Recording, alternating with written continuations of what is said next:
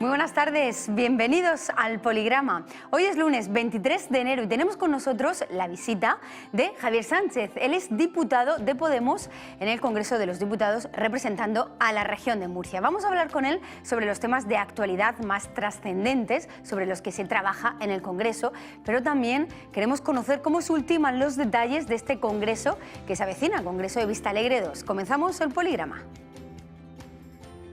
Nuestro primer invitado de la semana en el Poligrama es Javier Sánchez, diputado de Unidos Podemos por la región de Murcia en el Congreso, donde es portavoz de la Comisión de Educación y Deporte. Nació en Murcia en 1985 y es licenciado en Filosofía. Hablaremos sobre pobreza energética, conoceremos cómo se está preparando para el Congreso de Vistalegre II y le preguntaremos sobre temas de actualidad regional. Bueno, pues ya le tenemos con nosotros en nuestro plató Javier Sánchez. Buenas tardes, bienvenido. Buenas tardes, muchas gracias por invitarme. ¿Qué tal está? Bien, bien. Ahora de Madrid a Murcia, quizá porque estamos en un mes también pues, de debate de Vistalegre II y al estar en el equipo de Pablo Iglesias, pues estamos ultimando esos documentos que van a votar los inscritos y luego ya en febrero, de hecho el 31 de enero, retomamos la actividad parlamentaria con el primer pleno del año 2017. Bueno, pues si le parece vamos a meternos de lleno en materia. Perfecto. Vamos a comenzar con nuestra primera sección.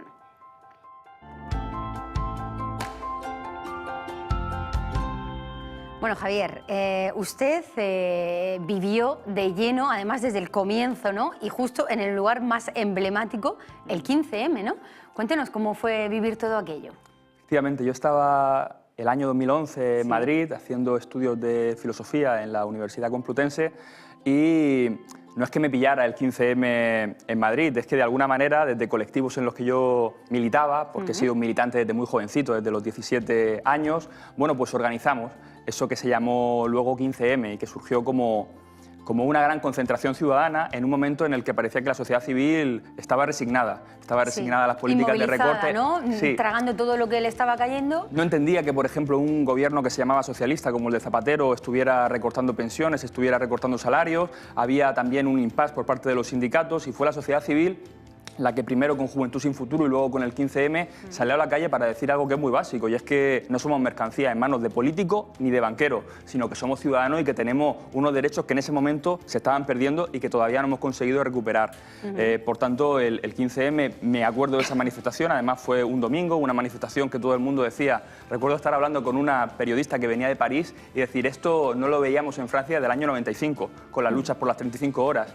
Y esa manifestación acabó mal, acabó con cargas de la policía en Gran Vía. Yo recuerdo salir corriendo de esas cargas, detener amigos que fueron detenidos y movilizarnos en primer lugar por la solidaridad, para que esos compañeros pues, salieran lo antes posible. Y de ese movimiento de solidaridad, ¿verdad?, se fue generando una acampada de gente que espontáneamente pasó la noche en Sol, y eso fue una bola de nieve que llegó hasta esa noche que se llenó Sol, ¿no? Y fue realmente increíble. Yo creo que fue un parteaguas en la historia democrática de nuestro país. ¿Usted se imaginaba que en aquellos momentos, un día tal como hoy, lunes 23 de enero, iba a ser usted diputado en el Congreso? No me lo podía imaginar. Si me lo hubieran dicho, hubiera pensado que era una broma, ni tampoco era algo que queríamos. Muchos de los jóvenes, porque creo que tuvo un componente generacional importante, que estábamos ese día en Sol, lo que planteábamos es que había un contrato social que nos habían explicado nuestros padres, nos habían explicado las escuelas y nos lo habían explicado también en los medios de comunicación. Y era que si uno se formaba, si uno estudiaba, si uno aprendía idiomas y luego preparaba sus oposiciones... Tenemos que seguir un guión todo el mundo, ¿no? Y íbamos a tener unas ciertas... se garantizaba el futuro. No digo ser ricos, pero digo sí poder tener una vida digna. Y yo en ese momento, que estaba con las oposiciones de filosofía, pues lo único que queríamos era una educación pública, una sanidad pública, que fuera permitiendo, bueno, pues que la gente tuviera una vida digna. Y eso de la mañana a la noche, con la caída de los bancos y con el salvamento que tuvimos que hacer todos los ciudadanos, porque la crisis viene de salvar esos bancos que especularon y que los tuvimos que salvar los ciudadanos, pues nos quedamos prácticamente una generación sin posibilidades. Y veías como unos compañeros se tenían que marchar fuera al extranjero y dejabas de verlo, o como otra gente tenía que estar trabajando por sueldo irrisorio semana tras semana. Bueno, usted es licenciado en filosofía. Le quería yo preguntar si le ayuda el idealismo trascendental de Kant en su manera de ejecutar o de hacer la política. Es verdad que Kant plantea algo que es interesante, y no me voy a poner pedante, pero Kant lo que dice es que la realidad también es construida, que nosotros con nuestras categorías mentales aportamos y construimos el objeto de estudio. Y realmente eso también lo hemos aplicado algo en política en Podemos. Es decir, que los objetos sociales no están dados y que antes de que la gente, de que a lo mejor la paz se organizara para parar los desahucios, la gente no vivía los desahucios como un problema político, sino que los vivía como una vergüenza. Es justamente en la operación intelectual de presentar el objeto de desahucio como un objeto de crítica social en el que a la gente un poco le cambian las categorías mentales. Con lo cual, sí, se puede decir, aunque suene pedante, que aplicamos a Kant en Podemos. Bueno, vamos a entrar en materia porque hablábamos antes de que se avecina ya el Congreso de Vista Alegre 2. Sí. Y la verdad es que desde hace unos meses se viene hablando mucho de la diferencia entre, o la relación, quiero que me lo cuente usted bien, que hay entre Pablo Iglesias e Íñigo Errejón. En Murcia, de hecho, la mayoría de políticos que forman parte de Podemos sí que se han posicionado un poquito al lado de Íñigo Errejón. De hecho, a usted lo llaman el único murciano de Pablo Iglesias, ¿no? He llegado a leer. ¿Cómo está viviendo usted desde dentro todo esto? Y es cierto, ¿cómo es la relación, por ejemplo, de Pablo Iglesias con Íñigo Errejón? Bueno, tienen una relación, evidentemente, porque han sido amigos durante mucho tiempo y también tienen, bueno, pues diferencias políticas, que es lo que tenemos que debatir aquí y que también vamos a debatir en la región de Murcia, y se va a ver frente a algunos malos titulares que no soy el único murciano de Pablo Iglesias. Es verdad que trabajo muy al lado de Pablo Iglesias, que soy una persona de su confianza y que él además me parece que es un poco la persona que frente a Íñigo, que tiene un perfil más intelectual, él es el político, que cuando han llegado los momentos difíciles ha tomado las decisiones más difíciles. Y vamos a tener que debatir en Vista Alegre 2 si fue una buena estrategia, bueno, pues que frente a algunos compañeros que en su día plantearon abstenerse con el gobierno de Susana Díez o con el gobierno de Pedro Sánchez y Ciudadanos, pues sí fue una buena posición política, es decir, hemos llegado a las instituciones para gobernar, tenemos casi los mismos votos, es decir, 5 millones de votos del Partido Socialista y 5 millones de votos Podemos. ¿Por qué nos tenemos que quedar fuera del gobierno? No veníamos a cambiar nuestro país, por tanto yo creo que ahí la posición de firmeza fue la de Pablo Iglesias, que dijo: nosotros gobernaremos con el Partido Socialista, no hemos llegado para dar el cheque en blanco a ningún político que pueda hacer lo mismo. Si nosotros no estamos en política es para mancharnos, y por eso puso esa condición. Y yo creo que ahí Pablo Iglesias ha mantenido todos estos meses una posición valiente, de mucho desgaste. Él lleva mucho desgaste en su imagen y mucho desgaste personal, pero sin duda, si hoy no hubiera sido por esa firmeza de Pablo Iglesias, seguramente Podemos estaría en una posición mucho más débil, con un Pedro Sánchez aplicando las mismas políticas de recortes que le vendrían de Bruselas, porque el problema no es tanto rojo o azul, esto lo hemos dicho mucho, sino que es un problema de soberanía popular, de si planteamos un programa democrático que se enfrente también a ciertas políticas austericidas que vienen de Berlín, que vienen de Bruselas y que no han servido, que no sirven para países como Portugal, como Italia o como España. Y ese yo creo que es el conflicto. Que el conflicto no puede ser simplemente, bueno, vamos a intentar ir de moderados o no dar miedo, porque además creo, y hago la última reflexión para no enrollarme mucho, que esto es un planteamiento profundamente conservador, es lo que siempre han hecho un poco los partidos de izquierda.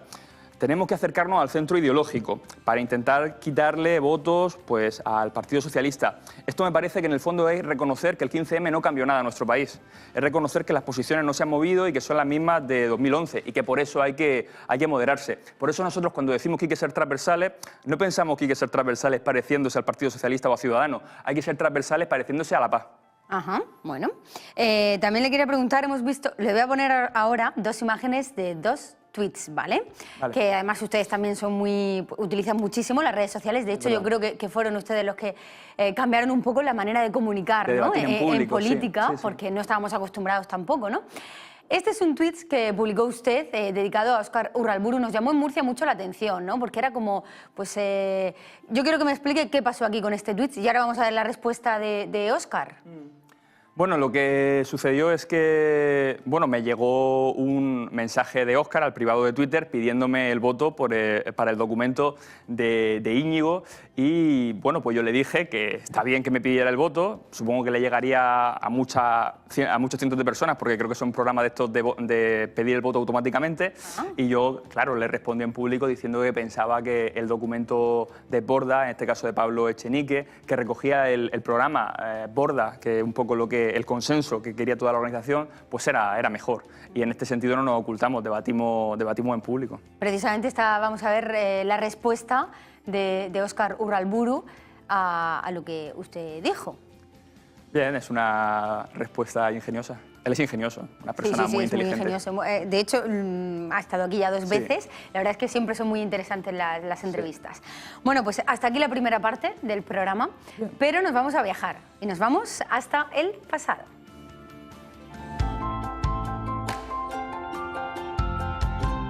Y vamos a ver qué momento de la historia ha elegido Javier Sánchez. En este caso, el momento que has elegido, bueno, pues es un momento muy cercano a nuestra historia. Hemos hablado de él. Y también, como no, era el momento que obviamente tenía que elegir. El movimiento 15M, ¿por qué le marcó? El 15M yo creo que representa la irrupción de un pueblo, no pueblo en sentido empírico, no estamos hablando de todos los ciudadanos, pero sí de una voluntad popular nueva. La voluntad popular de decir, si hay un Estado, si hay un país, tiene que ser un país de los ciudadanos, tiene que servir para protegerlo, no tiene que servir para hacerle la vida más difícil. Y los políticos, si eres un representante público, tienes que trabajar al servicio de la gente, no tienes que trabajar al servicio de las empresas que luego te colocan en su consejo de administración. Así que el 15M se puede decir que por una parte es la irrupción de un viejo concepto que viene de la Revolución Francesa, que es la soberanía popular, y por otra parte es también otro viejo concepto que es el derecho a la existencia. Y es que sin el derecho a la existencia, sin tener condiciones de vida dignas, no se puede ejercer la ciudadanía. Si una persona está preocupada por llegar a fin de mes, si se pone malo y no puede dejar de trabajar, si no puede recibir un mínimo de educación o darle a sus hijos porque las tasas universitarias están creciendo día a día, para esa persona la ciudadanía es simplemente un papel mojado, porque ejercer los derechos es justamente eso, es tenerlos. Y justamente la ciudadanía viene asociada a los derechos. Y lo que se estaba perdiendo con la crisis era justamente los derechos que sustentaban nuestra condición de ciudadanos. Por eso yo creo que el 15M no solamente fue un toque de atención a las élites políticas, sino que fue el nacimiento de un movimiento que dijo: nosotros estamos aquí, si vosotros estáis arriba es por nosotros y ahora os decimos que las reglas de juego tienen que cambiar, se tiene que equilibrar un poquito más el país para que todos podamos vivir mejor. ¿Están cambiando realmente las reglas de juego? Usted que está en primera línea en el Congreso. Han cambiado muchas cosas y nuestra irrupción y que vistamos como vistamos y los titulares que se dan señala que hay un cambio cultural. Ahora bien, lo que estamos viviendo desde el golpe de Estado que se da en el PSOE para dejar gobernar a Rajoy es que también, uno se mueve, pero también se mueven los de arriba. Las cosas no son estáticas. Entonces los de arriba también se están moviendo para intentar restaurar el viejo orden por detrás. Así que lo que vemos es que es verdad que la calle ha cambiado, pero en el Parlamento intentan hacer como que nada ha cambiado. Que no pasa nada fuera, claro, ¿no? De hecho, saben que pasan cosas fuera, pero quieren, digamos, reintegrarlo y que las cosas no se les vaya mucho de madre. Por ejemplo, en la campaña del 20 de diciembre yo recuerdo que todos los partidos hablaban de reforma constitucional. En esta legislatura no se va a volver a hablar, porque saben que es un melón que no se quiere que la ciudadanía debata. Un ejemplo muy concreto. Nosotros en el Parlamento presentamos una proposición no de ley para elevar el salario mínimo a 800 euros. 800 euros que no llega ni siquiera a la media europea. Y se aprueba.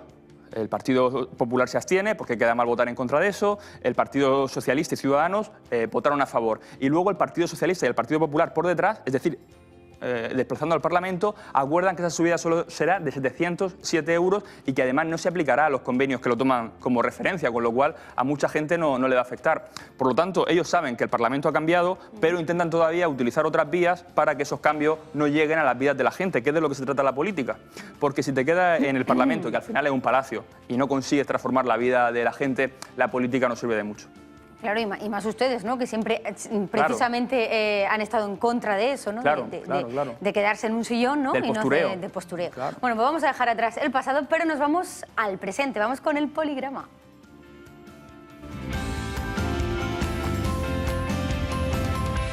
Bueno, pues tenemos muchas palabras en nuestro crucigrama. Vamos a intentar hacerlas todas, ¿vale? Vamos a intentar ir rápido. Empezamos con la primera.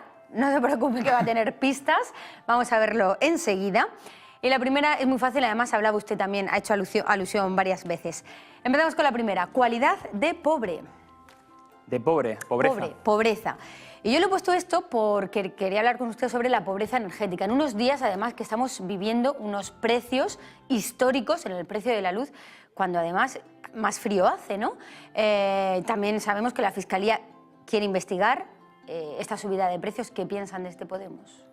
Lo hemos dicho muchas veces, es decir, tenemos un sistema oligopólico en el que son tres grandes eléctricas las que se reparten un mercado sin además cumplir muchos de los derechos de los consumidores, un sistema ineficiente con unas tarifas completamente opacas que no hay ningún político hasta ahora que le haya querido meter mano, y lo que nosotros planteamos es que los sectores estratégicos de un país tienen que estar, en primer lugar, al servicio de las necesidades de la gente, y que a esas empresas que en una ola de frío como la que vivimos la semana pasada suben el precio de la luz un 33%, tendrá que haber un poder político que defienda a la gente y que no se trata de que no hagan negocio. Pueden hacer su negocio siempre que usted me garantice que no va a haber, por ejemplo, ninguna familia sin ingreso a la que se le corte la luz en plena ola de frío. Por tanto, el tema de la energética es un tema complicado porque es tocar el poder. Uno de los grandes poderes de este país, junto con la banca, son las eléctricas. Y ahí el problema es que los dos grandes partidos, los partidos viejos, el Partido Popular y el Partido Socialista, no han podido meterle mano hasta ahora cuando sus ministros, cuando acaban su carrera política, siempre acaban en sus consejos de administración. Por tanto, ahí lo que se requiere es, yo creo que políticos que no se vendan, políticos que no tengan precio. ¿Y cree que se va a conseguir algo respecto a esto? Creo que lo que han hecho el Partido Popular y el Partido Socialista, que entrará además en primavera, es de todo punto insuficiente y que hay que seguir empujando. Pero en esta idea quiero insistir. Uno desde el Parlamento puede presentar una moción técnicamente impecable y asesorarse con tres especialistas en derecho parlamentario. Que si no hay gente en la calle, que si no hay gente en movimiento organizado pidiendo una justicia, bueno, pues con estos temas de las energéticas y de la pobreza energética, habrá pocos cambios. Por lo tanto, tenemos que seguir combinando trabajo en el Parlamento con trabajo en la calle. En la calle, con la gente, con los ciudadanos, como han hecho ustedes desde el principio. Como empezó con el 15M, que se activó mucho la movilización, ahora tenemos un poquito más de tranquilidad social y tenemos que permitir que eso no sea. Es decir, yo creo que el peor problema que nos puede suceder, más allá de elecciones, más allá de aritméticas parlamentarias, es que la gente se acostumbre a vivir mal. Es decir, la gente tiene que ver que... un poco también como pasaba antes de la erupción de todo este movimiento, que estamos un poco adormecidos y hay que despertar de nuevo, ¿no? Hay que despertar, no tenemos que acostumbrarnos. También en la calle. También en la calle. Bueno, seguimos. Área destinada al aterrizaje y despegue de aviones dotada de instalaciones para el control. Este es fácil, aeropuerto. Esto es fácil, aeropuerto. Han pedido desde Fomento, esto creo que ha sido usted, ¿no? Al ministro de Fomento, Íñigo de la Serna, que explique qué está pasando o qué quiere hacer con el aeropuerto de San Javier, que quieren cerrarlo. Estuvieron hace unos días también en el Congreso unos trabajadores que venían del aeropuerto de San Javier y efectivamente hay malas noticias. Parece que desde Presidencia de la Comunidad Autónoma se insta al ministro de Fomento a que cierre de manera definitiva San Javier. San Javier, estamos hablando que es un aeropuerto con beneficios, es de hecho la única empresa con beneficios de la región de Murcia. Es verdad que pertenece a AENA, pero es la única empresa pública con beneficios en la región de Murcia y se quiere cerrar para darle salida a Corbera, para darle salida al gran pelotazo de Corbera. Para abrirlo ya de una vez, que también se lo están exigiendo por otro lado. Pero en esto hay un problema, ¿no? Que me explicaban ellos. ¿Cuál es el negocio que siempre hacen con las infraestructuras públicas? El aeropuerto de Corbera nos ha costado mucho a los murcianos y nos sigue costando cada día. Entonces ahora quieren abrirlo a un concurso público en el que pueda pujar no solamente a AENA, que es, digamos, la agencia pública, sino también agencias privadas. ¿Y qué hacen las agencias privadas? Siempre dan una mejor oferta, ¿vale? Y se quedan con el contrato del aeropuerto para luego, en 2, 3 años, 5, me da igual, es lo mismo que está pasando en Castellón, decir que no es rentable, porque nunca va a ser tan rentable como el aeropuerto de San Javier. Y entonces siempre estar pidiendo a la comunidad, siempre estar pidiendo al Estado que se le esté rescatando. Esto es lo mismo que ha pasado con la autovía. Por eso yo creo que sería muy negativo que para resolver el fiasco de Corbera que ha creado el Partido Popular cerremos un aeropuerto que funciona bien, que es único en su categoría, que recibió en el año 2014 el premio a mejor aeropuerto de su aeropuerto europeo de su categoría, para una cosa que es una aventura que en último término yo me temo que busca favorecer a amigos del Partido Popular. Bueno, vamos a continuar, a ver si vamos rápido, se nos da tiempo a todas, ¿vale? Siguiente, actividad o hecho de viajar por placer. Turismo. Turismo. Esta semana pasada en Madrid se ha celebrado Fitur y ha estado la región de Murcia presentando dos grandes atractivos, uno de ellos el Año Jubilar de Caravaca de la Cruz y otro el Mar Menor. ¿Qué le parece a usted que hayan presentado el Mar Menor como un atractivo turístico? ¿Cree que se está gestionando bien la regeneración o todavía falta mucho? Creo que para esto de la política uno tiene que tener una cara de cemento armado y que los que gobiernan pues la tienen y la tienen bien y hay que reconocérselo, porque después de lo que han hecho con el Mar Menor y después de 30 años de dejación y de una degradación absoluta de la laguna, hablaba hace unos meses con un empresario de la hostelería que tenía un hotel y que le habían devuelto un montón de reservas en el mes de agosto, porque todo el mundo sabe que la degradación del Mar Menor y vender el Mar Menor todavía como atractivo en vez de adoptar medidas urgentes, bueno, pues me parece lo que he dicho al principio. Sí. Muy bien, continuamos. El siguiente término. Acción y efecto de violentar o violentarse. Violencia. Violencia. Han presentado una proposición no de ley en el Congreso también para pedir que no se elimine el servicio del juzgado de San Javier destinado a la violencia contra la mujer, ¿no? Lo hemos presentado con lo que decía antes. Ha sido la sociedad civil la que se ha organizado en una plataforma, Justicia Cercana, que se pone en contacto conmigo, me explican el tema, ellos son los que más saben y yo, por supuesto, hago de altavoz a una reivindicación que viene de abajo. Es mentira que los políticos podamos solucionar o que podamos estar en todo. Y yo, por supuesto, apoyo que no se pueden estar recortando competencias en una cosa tan flagrante como la violencia de género. Además, aumentando el número de cifras, de hecho. Claro, y que para todos los psicólogos, los asistentes sociales con los que hablamos, nos dicen que para una mujer en esa situación, el tener una justicia cerca de su casa, el no tener que desplazarse a 40 kilómetros para abordar estos temas... ¿Es la diferencia entre tomar una decisión o no? Eso es. Bueno, vamos a ver qué pasa con esto. Seguimos. Crianza, enseñanza y doctrina que se da a los niños y a los jóvenes. Educación. Es usted portavoz de la Comisión de Educación en el Congreso. ¿Se va a lograr un pacto por la educación que no haga que se cambie cada vez que hay un cambio de gobierno de ley educativa? Sería lo deseable. Vamos a trabajar por ello, pero me parece harto difícil. Me parece difícil porque el Partido Popular entiende por pacto educativo una especie de retoque sobre la LOMCE. Sí. Quiere negociar sobre lo que ya hay. Si no quiere derogar la LOMCE en ningún caso, ¿no? Que recordemos que es una ley que viene sin ningún tipo de consenso y con el rechazo durante 3 años de toda la comunidad educativa.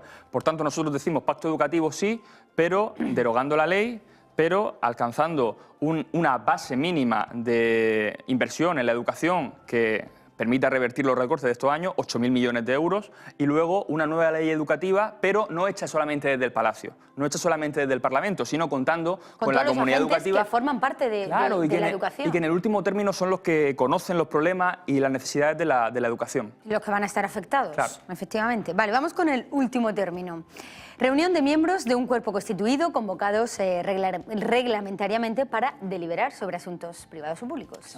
Asamblea. El día 6, ¿no? Habíamos comentado que comenzaba la votación en el Congreso de Vista Alegre 2. Sí. ¿Qué se espera, qué esperan que salga de este Congreso? ¿Qué le gustaría que saliera de este Congreso? Bueno, yo creo que esta Asamblea está sirviendo a mucha gente para ver que Podemos no es un bloque monolítico, que hay diferencias, que hay pluralidad, pero más importante que eso es que al final necesitamos salir con un Podemos unido, porque sin un Podemos unido va a ser muy difícil ganar al Partido Popular. Yo creo que esa unidad solamente la representa Pablo Iglesias, en cuanto es el que es capaz, el término medio, de aunar a los sectores más moderados, como Íñigo, como Óscar, y a los sectores a lo mejor más rupturistas que representan anticapitalistas. Y que creo que además Pablo, según lo que me dice a mí, tiene la voluntad, y de hecho va a pasar esta semana, de reunir a todos los sectores para intentar sacar esa lista de unidad. Así que espero que lleguemos juntos a esas votaciones y que salga de aquí un Podemos más fuerte. Muy bien, pues hasta aquí nuestro crucigrama. Muy bien, ¿no? Ha sido muy fácil, ¿eh? Era fácil. Bueno, pues vamos con la siguiente sección. Vamos a conocer el lado bueno.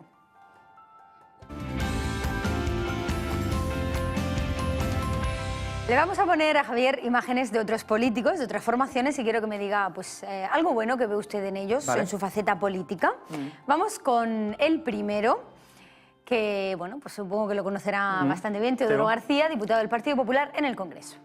Bueno, Teo es una persona ambiciosa, para bien, y creo que tiene además un sentido muy realista de la política. Y eso siempre me gustó de los conservadores españoles y creo que hay que aprender de ellos.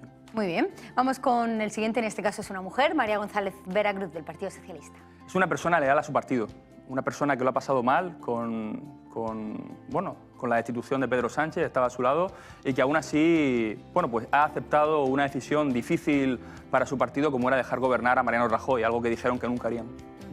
Vamos con el tercero, en este caso es Miguel Garaulet, de Ciudadanos.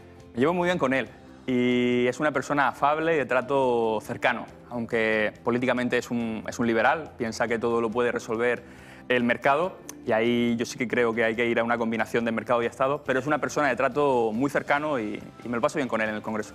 Muy bien, vamos con el último, es Pedro Antonio Sánchez, el presidente de la región de Murcia.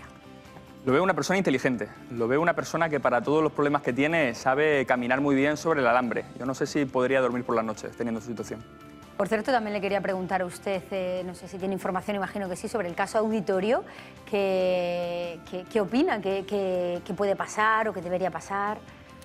Pues todo está en los tribunales, creo que hay irregularidades que ya reconoce mucha gente y que tenemos que esperar a los próximos movimientos. En cualquier caso, creo que si acaba imputado va a ser muy difícil que se mantenga en su cargo y que seguramente del propio partido pidan que dé el relevo, ¿no? Incluso desde Madrid pueden pedírselo. Bueno, también le tengo que pedir que me diga su lado bueno como político. ¿Qué cree que aporte usted a la política? Bueno, creo que soy una persona que va muy de frente. Creo que soy un apasionado de la política y que estoy en la política porque me lo creo, fundamentalmente. Y como me lo creo, supongo que no estaré muchos años, porque en esto de la política hay que oxigenarse y estar en otras cosas también. ¿Espera dejar la política de un lado? ¿A qué le gustaría dedicarse?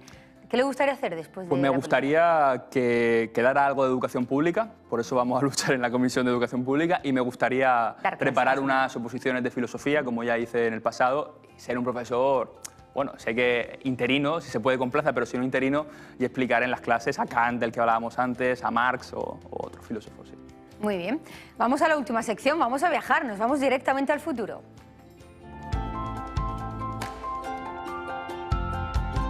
Bueno, vamos a hacer uso de nuestra red social de Twitter, @elpoligrama es nuestra cuenta, y aquí vamos a poner el deseo que tiene Javier Sánchez para el futuro. Cuéntenos. Bueno, a mí me gustaría que en 2019 fuéramos capaces de ganar una Murcia mejor. Y cuando hablo de una Murcia mejor, es una Murcia mejor que protege a su gente, a sus gentes, y que protege también a sus recursos naturales, a su medio ambiente. Que tanto tenemos, tantos recursos naturales tenemos, y que no sepamos aprovecharlos ni sacarle rentabilidad y mejorar la vida. Pues ¿Se imagina a alguien qué habrían hecho en Cataluña si tuvieran un mar menor? Sería algo internacional, no sería lo que tenemos hoy en día. Siempre lo decimos, los murcianos de a pie de calle, los que no somos políticos, siempre decimos, ¿por qué no se gestiona mejor todos los recursos que tenemos en la región de Murcia? Si viniera alguien de fuera, sabría gestionarlo, es lo que decimos. Y eso no es problema de los murcianos, no tenemos un gen murciano que gestionemos mal, es problema de los políticos que hemos tenido hasta ahora, que yo creo que han mirado más hacia intereses de parte y no hacia los intereses generales de todos. Bueno, pues ahí queda su deseo, que ganen una comunidad de Murcia mejor, que cuide de toda su gente y del medio ambiente. Javier Sánchez, muchísimas gracias. A ti. Espero que haya estado a gusto. Se me ha hecho corto, ¿eh? ¿Ah, sí? He tenido que ir. Bueno, pues eso está bien, porque así le invitaré próximamente para que nos cuente pues, cómo ha ido, por ejemplo, el Congreso de Vista Alegre 2. Perfecto. ¿Si lo parece? Estaré encantado. Me alegro. Bueno, a todos ustedes también, gracias por estar con nosotros. Mañana, por cierto, nos visitará en el Poligrama María José Pérez, ella es alcaldesa de Campos del Río. El miércoles estará con nosotros Margarita Guerrero, ella es concejal de Cambiemos Murcia en el Ayuntamiento. El jueves 26 nos visitará Ana Belén Castejón, es vicealcaldesa de Cartagena del Partido Socialista, y el viernes 27 cerraremos la visita con Lola Sánchez, eurodiputada de Podemos. Todo esto a lo largo de toda esta semana, como siempre, a la 1:30 de la tarde, en directo en Televisión Murciana en el Poligrama.